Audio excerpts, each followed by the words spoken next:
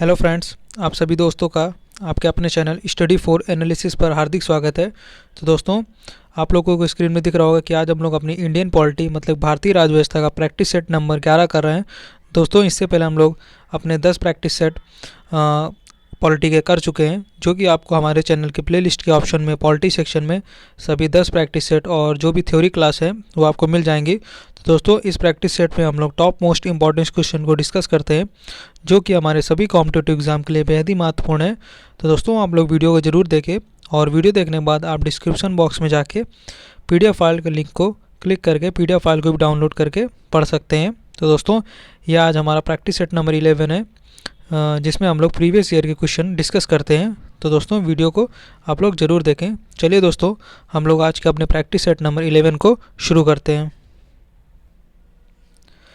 प्रश्न नंबर हमारा पहला है, निम्नलिखित में से कौन भारत का एक मुख्य न्यायाधीश नियुक्त नहीं किया गया? Option number A RC Lahoti, option number B KGB Patnaik, option number C SS Gill या फिर option number D VN Khare. तो दोस्तों, इस प्रश्न का हमारा बिल्कुल सही उत्तर हो जाएगा SS गिल, मतलब कि जो हमारा ऑप्शन नंबर सी है बिल्कुल सही हो जाएगा। यह हमारे एक भी बार सुप्रीम कोर्ट के मुख्य न्यायाधीश नहीं रहे हैं। और दोस्तों, सुप्रीम कोर्ट का जो बताया गया वह अनुच्छेद 124 में बताया गया है। और दोस्तों, सुप्रीम कोर्ट हमारा भाग 5 में है, मतलब कि भाग 5 जैसे कि हमारा आप जानते हैं संघ से रिलेटेड है, तो भाग 5 में संघ को बताया गया, जो कि हमारा अनुच्छेद 52 से अनुच्छेद 151 तक है। तो दोस्तों, भाग 5 में संघ को बताया गया, जिसमें कि भाग 5 में ही हमारा सुप्रीम कोर्ट भी आता है अनुच्छेद 124 के अंतर्गत। अगला प्रश्न है, अब प्रश्न नंबर दूसरा है, संविधान की प्रस्तावना के अनुसार भारत है एक, ऑप्शन नंबर ए संप्रभुता लोकतांत्रिक समाजवादी गणराज्य।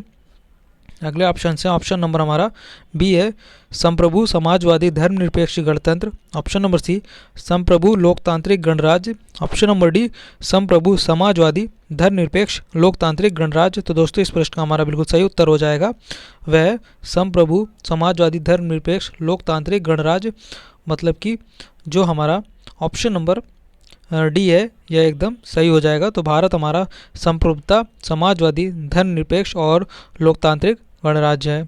अगले प्रश्न में आप चलते हैं हम लोग। प्रश्न नंबर हमारा तीसरा है, संयुक्त राष्ट्र संगठन कब अस्तित्व में आया? ऑप्शन नंबर ए 24 अक्टूबर वर्ष 1945, ऑप्शन नंबर बी 24 अक्टूबर वर्ष 1943, ऑप्शन नंबर सी 26 नवंबर वर्ष 1945 या फिर ऑप्शन नंबर डी 26 नवंबर वर्ष 1943। तो दोस्तों, इस प्रश्न का हमारा बिल्कुल सही उत्तर हो जाएगा 24 अक्टूबर वर्ष 1945, मतलब कि ऑप्शन नंबर हमारा ए बिल्कुल सही हो जाएगा। जैसे कि आप जानते हैं संयुक्त राष्ट्र संघ मतलब कि UNO, ये हमारा 24 अक्टूबर वर्ष 1945 में अस्तित्व में आया।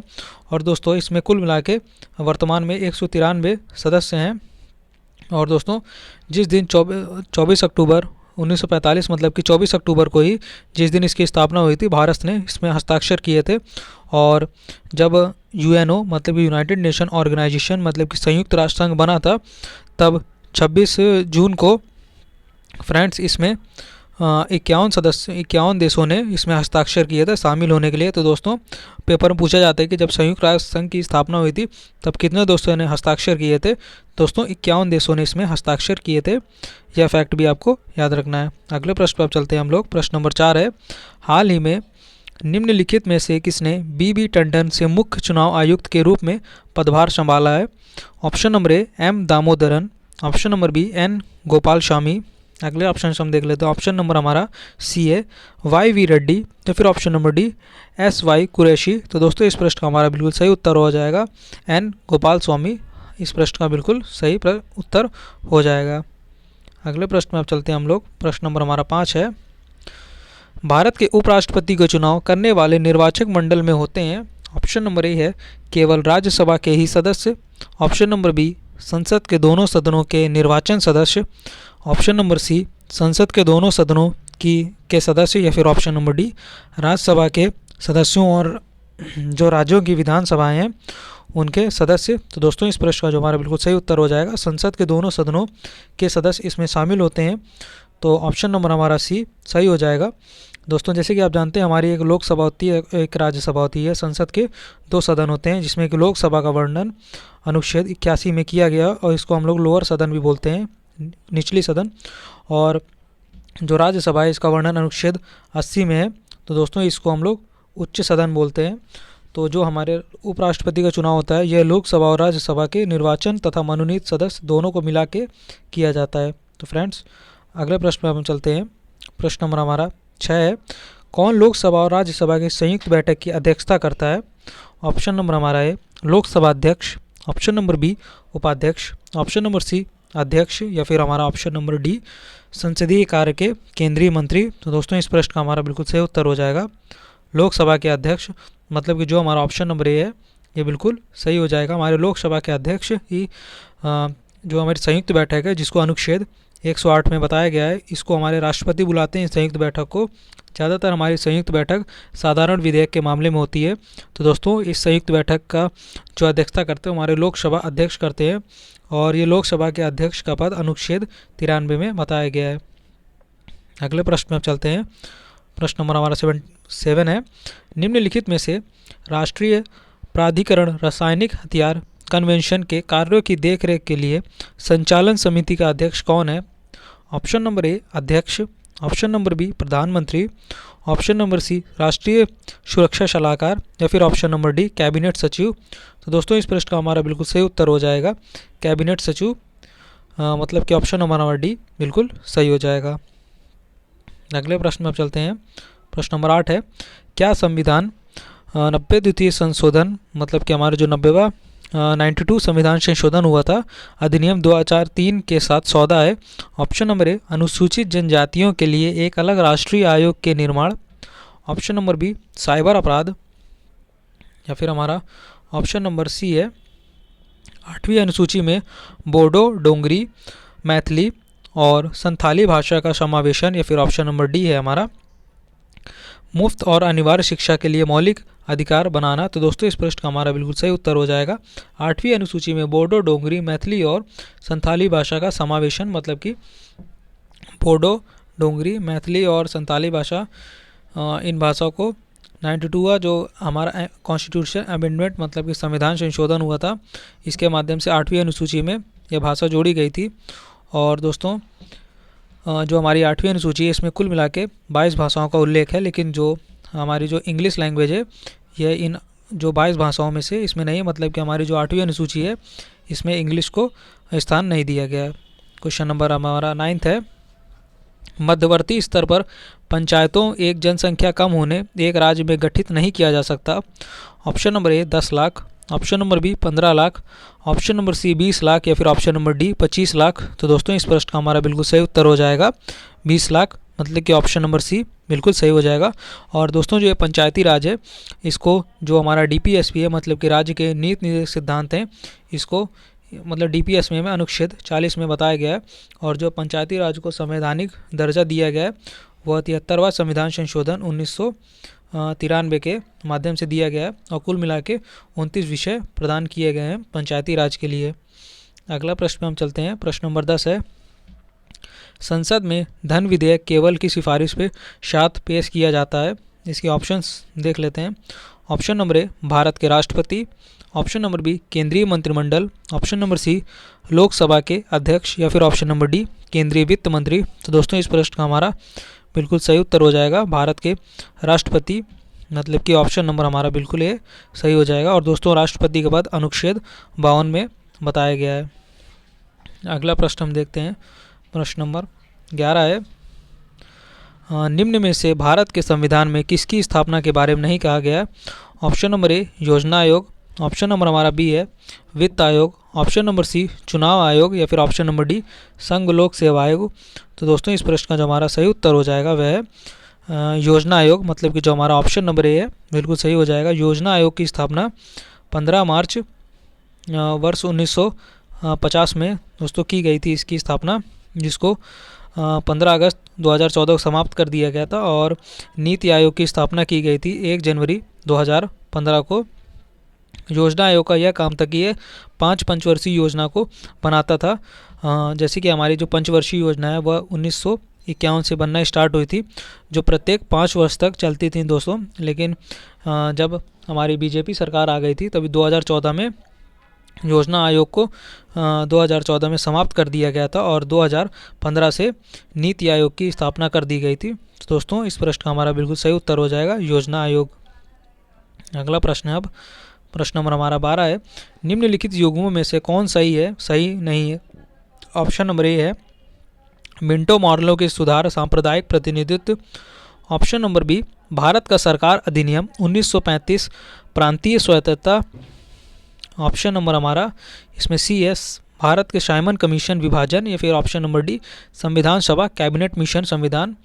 तो दोस्तों इस प्रश्न का हमारा बिल्कुल सही उत्तर हो जाएगा भारत के साइमन कमीशन विभाजन। मतलब कि जो साइमन कमीशन आया था ये वर्ष 1928 में आया था, लेकिन जो भारत का विभाजन हुआ था जिसको लॉर्ड कर्जन ने किया था वर्ष 1905 में किया गया था। तो इन दोनों के बीच में काफ़ी अंतर है। इस वजह से जो साइमन कमीशन हमारा आया था वह केवल भारत में जो प्रशासन हो रहा है उसकी देखभाल के लिए आया था। तो दोस्तों इस प्रश्न का हमारा बिल्कुल सही उत्तर हो जाएगा ऑप्शन नंबर सी। अगला प्रश्न है हमारा प्रश्न नंबर 13 है, एक स्वतंत्र न्यायपालिका है। ऑप्शन नंबर ए लोगों के नागरिक अधिकारों के लिए एक रक्षा। ऑप्शन नंबर बी गठन के लिए खतरा। ऑप्शन नंबर सी मंत्रालय के लिए एक बाधा, या फिर ऑप्शन नंबर डी लोकतंत्र के लिए एक हानि। तो दोस्तों इस प्रश्न का हमारा बिल्कुल सही उत्तर होगा लोगों के नागरिक अधिकारों के लिए एक रक्षा। तो ऑप्शन नंबर हमारा ए बिल्कुल सही हो जाएगा, क्योंकि जो हमारे सुप्रीम कोर्ट हैं और जो हमारे हाई कोर्ट हैं इन दोनों में जाके जो किसी भी लोगों की जो फंडामेंटल राइट मतलब कि मौलिक अधिकार का हनन हो रहा है तो वह सुप्रीम कोर्ट और साथ ही साथ में हाई कोर्ट में जाके अपने जो नागरिक अधिकार हैं उनको लागू करवा सकता है और उनका हनन होने से बचा सकता है। अगला प्रश्न हमारा प्रश्न नंबर 14 है, निम्न में से कौन सा एक राज्य में कार्यकारी का समारोह नहीं है। ऑप्शन नंबर ए मंत्रियों को नियुक्त करने और बर्खास्त करने के लिए। ऑप्शन नंबर बी विधायिका द्वारा पारित कानूनों को लागू करने के लिए। ऑप्शन नंबर सी विधायकों की नियुक्ति और खारिज करने के लिए, या फिर ऑप्शन नंबर हमारा डी देश का प्रशासन चलाने के लिए। तो दोस्तों इस प्रश्न का हमारा बिल्कुल सही उत्तर हो जाएगा वह विधायकों की नियुक्ति और खारिज करने के लिए। इस प्रश्न का हमारा बिल्कुल सही उत्तर हो जाएगा। अगला प्रश्न अब क्वेश्चन नंबर 15 है, एक विशिष्ट अवधि के लिए चुने गए एक कार्यकारी प्रधान विधायिका के लिए जिम्मेदार नहीं है और केवल महाभियोग या मौत से हटाया जा सकता है, जहां इस तरह के एक प्रकार के रूप में जाना जाता है। ऑप्शन नंबर ए तानाशाही। अगले ऑप्शंस हैं ऑप्शन नंबर बी सरकार का राष्ट्रपति के प्रकार। ऑप्शन नंबर सी सरकार की संघीय प्रकार, या फिर ऑप्शन नंबर डी सरकार का डेमोक्रेटिक प्रकार। तो दोस्तों इस प्रश्न का हमारा बिल्कुल सही उत्तर हो जाएगा सरकार के राष्ट्रपति के प्रकार। मतलब कि हमारा जो ऑप्शन नंबर बी है बिल्कुल सही हो जाएगा। जैसे कि आप जानते हैं कि अनुच्छेद 61 में संविधान में यह लिखा गया है कि राष्ट्रपति पर महाभियोग की प्रक्रिया चलाई जाएगी, और जो यह महाभियोग की प्रक्रिया है दोस्तों यह यूएसए के संविधान से लिया गया है। अगला है प्रश्न हमारा प्रश्न नंबर 16 है, सरकार की एक संसदीय प्रकार में मंत्रालय जिम्मेदार है। ऑप्शन नंबर ए ऊपरी सदन केवल। ऑप्शन नंबर बी निचले सदन केवल। ऑप्शन नंबर सी ऊपरी और निचले सदन दोनों, या फिर ऑप्शन नंबर डी राष्ट्रपति या राजा। तो दोस्तों इस प्रश्न का हमारा सही उत्तर हो जाएगा निचले सदन केवल। हमारा इस प्रश्न का सही उत्तर हो जाएगा। अगले प्रश्न में आप चलते हैं। प्रश्न नंबर हमारा इसमें 17 है, अवशेष शक्तियाँ कर रहे हैं जो उन शक्तियों का मतलब है। ऑप्शन नंबर ए राज्यों को केंद्र द्वारा सौंपे गए। ऑप्शन नंबर बी राजा या राष्ट्रपति द्वारा आनंद उठाया ही। ऑप्शन नंबर सी केंद्र के लिए राज्य द्वारा सौंपे गए, या फिर ऑप्शन नंबर डी एक महासंघ में केंद्र और यूनिट राज्यों के बीच। तो दोस्तों शक्तियों के विभाजन के बाद खुद के लिए केंद्र या राज्य द्वारा बनाया रखा गया। तो दोस्तों इस प्रश्न का हमारा सही उत्तर हो जाएगा ऑप्शन नंबर हमारा डी। इस प्रश्न का हमारा सही उत्तर हो जाएगा जो कि है एक महासंघ में केंद्र और यूनिट राज्यों के बीच शक्तियों के विभाजन के बाद खुद के लिए केंद्र या राज्य द्वारा बनाया रखा। मतलब कि जो यह जो अवशेष शक्तियाँ केंद्र के पास हैं इसको हमने कनाडा के संविधान से ग्रहण किया है दोस्तों। और जो हमारी संघ सूची, समवर्ती सूची और जो राज्य सूची है इन सभी सूचियों का वर्णन 7वीं अनुसूची में बताया गया है दोस्तों, जिसमें कि जो हमारी संघ सूची है उसमें 100 विषय हैं और जो राज्य सूची है उसमें 61 विषय हैं, और साथ ही साथ में 5 विषय को समवर्ती सूची से बढ़ा के अब समवर्ती सूची की संख्या 52 हो गई है। तो दोस्तों ये फैक्ट भी आपको याद रखना है। अगला प्रश्न है, प्रश्न नंबर 18 है, लोकतंत्र लोगों द्वारा और लोगों के लिए लोगों की एक सरकार है, यह किसका कथन है? इस प्रश्न का ऑप्शन देखते हैं। Option number A Rousseau, option number B J.S. Mitchell, option number C T.S. Green, option number D Abraham Lincoln. तो दोस्तों इस प्रश्न का हमारा बिल्कुल सही उत्तर हो जाएगा अब्राहम लिंकन, मतलब कि ऑप्शन नंबर डी हमारा बिल्कुल सही हो जाएगा। अगला प्रश्न, अब प्रश्न नंबर 19 है, सरकार की एकात्मक प्रकार में वहाँ है। ऑप्शन नंबर ए सभी लोगों की भलाई के लिए एक व्यक्ति के नियम, ऑप्शन नंबर बी पूरे राज्य के लिए प्रशासन की एक इकाई, ऑप्शन नंबर सी एक लंबी अवधि के लिए एक ही वंश के नियम, या फिर ऑप्शन नंबर डी एक सदनीय व्यवस्था। तो दोस्तों इस प्रश्न का हमारा बिल्कुल सही उत्तर होगा पूरे राज्य के लिए प्रशासन की एक इकाई, बिल्कुल सही उत्तर हो जाएगा, मतलब कि जो हमारा ऑप्शन नंबर बी है यह बिल्कुल सही हो जाएगा। अगले प्रश्न में हम चलते हैं। क्वेश्चन नंबर हमारा 20 है, लोगों की भलाई के लिए एक व्यक्ति द्वारा शासित राज्य के रूप में जाना जाता है। ऑप्शन नंबर ए अत्याचार, अगले ऑप्शन से ऑप्शन नंबर बी राजशाही, ऑप्शन नंबर सी लोकतंत्र, या फिर ऑप्शन नंबर डी राजनीति। तो दोस्तों इस प्रश्न का हमारा बिल्कुल सही उत्तर हो जाएगा राजशाही, मतलब कि ऑप्शन नंबर बी हमारा बिल्कुल सही हो जाएगा। जैसे कि हमारा नॉर्थ कोरिया देश है, इसमें जो हमारे किम जोंग हैं वो एक तरह से तानाशाही करते हैं, या फिर राजशाही, क्योंकि उसमें हम जनता का शासन, मतलब कि लोकतंत्र नहीं है और ना ही गणतंत्र है जैसे कि हमारे भारत में। तो दोस्तों नॉर्थ कोरिया में केवल राजशाही होती है, मतलब कि सरकार का शासन होता है, तो वहाँ पर ना लोकतंत्र है और ना ही गणतंत्र है। ऐसे को ही, मतलब ऐसे देश की सरकार को या फिर ऐसे देश के शासन को ही हम लोग राजशाही कहते हैं। अगला प्रश्न है, प्रश्न नंबर 21 है, एक संवैधानिक राजशाही के एक राज्य है जहाँ एक राजा का मतलब है। ऑप्शन नंबर ए देश के संविधान बनाता है, ऑप्शन नंबर बी संविधान के अनुसार कार्य करने के लिए, ऑप्शन नंबर सी लोगों द्वारा चुने गए, या फिर ऑप्शन नंबर डी राज्य की वंशानुगत सिर है। तो दोस्तों इस प्रश्न का हमारा बिल्कुल सही उत्तर होगा संविधान के अनुसार कार्य करने के लिए, मतलब कि ऑप्शन नंबर बी एकदम सही हो जाएगा। अगला प्रश्न है, अब हमारा प्रश्न नंबर 22 है, सभी लोगों की भलाई के लिए कुछ व्यक्तियों द्वारा शासित एक राज्य को किस रूप में जाना जाता है? ऑप्शन नंबर ए अभिजात वर्ग, अगले ऑप्शन से हमारे ऑप्शन नंबर बी लोकतंत्र, ऑप्शन नंबर सी कुलीन तंत्र, या फिर ऑप्शन नंबर डी हमारा राजशाही। तो दोस्तों इस प्रश्न का हमारा बिल्कुल सही उत्तर हो जाएगा अभिजात वर्ग, मतलब कि हमारा जो ऑप्शन नंबर ए था वह बिल्कुल सही उत्तर हो जाएगा। अगले प्रश्न पर चलते हैं हम लोग। प्रश्न नंबर हमारा 23 है, निम्नलिखित में से कौन सा अर्थ संप्रभुता की स्थिति के बारे में सही है? ऑप्शन नंबर ए आंतरिक क्षेत्र में राज्य के सर्वोच्च और असीमित अधिकार ही, ऑप्शन नंबर बी बाहरी क्षेत्र में राज्य का पूर्ण और असीमित शक्ति केवल, अगले ऑप्शन से ऑप्शन नंबर सी दोनों आंतरिक और बाहरी क्षेत्रों में राज्य की असीमित और परम अधिकार, या फिर ऑप्शन नंबर डी जो सत्ता एक राज्य में सभी नागरिकों का पूरा नियंत्रण हासिल है। तो दोस्तों इस प्रश्न का जो हमारा बिल्कुल सही उत्तर हो जाएगा वह है कि दोनों आंतरिक और बाहरी क्षेत्रों में राज्य की असीमित परमाधिकार, मतलब हमारा बिल्कुल सही उत्तर हो जाएगा।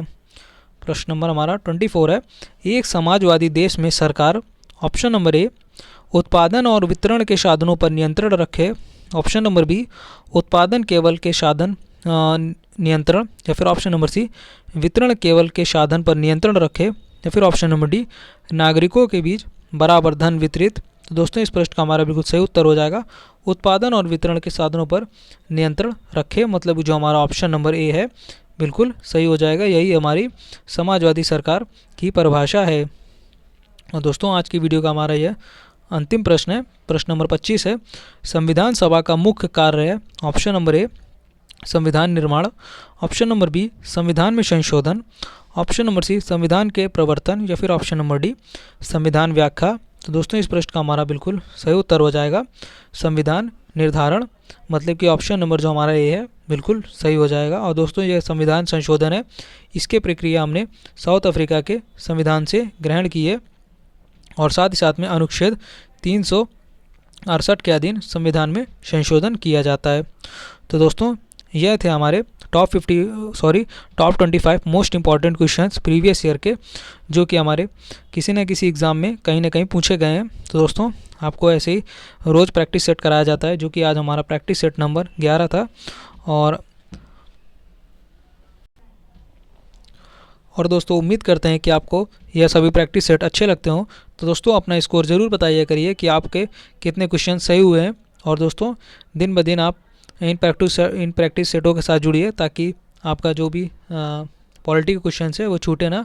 दोस्तों आपको सभी सब्जेक्ट के प्रैक्टिस सेट कराए जाएंगे, चाहे वो हिस्ट्री हो, पॉलिटी हो, इकोनॉमिक्स हो, जियोग्राफी हो, या फिर हमारे स्टैटिक जीके हो, या फिर साइंस, कंप्यूटर, मतलब कि ऐसा कोई भी सब्जेक्ट नहीं छूटेगा जिसके प्रैक्टिस सेट आपको नहीं कराए जाएंगे। पहले हम लोग इंडियन पॉलिटी के प्रैक्टिस सेट कर रहे हैं, और जल्द ही हम लोग हिस्ट्री के प्रैक्टिस सेट भी शुरू करने वाले हैं। तो दोस्तों इन प्रैक्टिस सेट के साथ बने रहिए और अपना स्कोर चेक करिए कि आप लोग कितना कर पाते हैं, क्योंकि ये सभी प्रीवियस ईयर एग्ज़ाम के क्वेश्चन हैं। तो इनको आपको करने से कुछ सीखने को मिलेगा, और साथ ही साथ में अगर आपके अच्छे क्वेश्चंस बन रहे हैं, स्कोर अच्छा आ रहा है, तो आपको कॉन्फिडेंस भी गेन होगा।